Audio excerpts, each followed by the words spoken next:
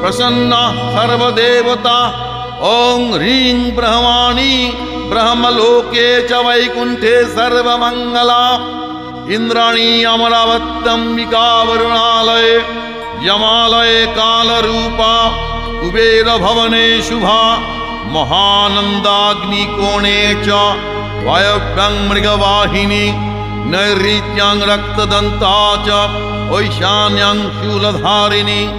पतले वैष्णवी रूपा सिंहले देवमोहिनी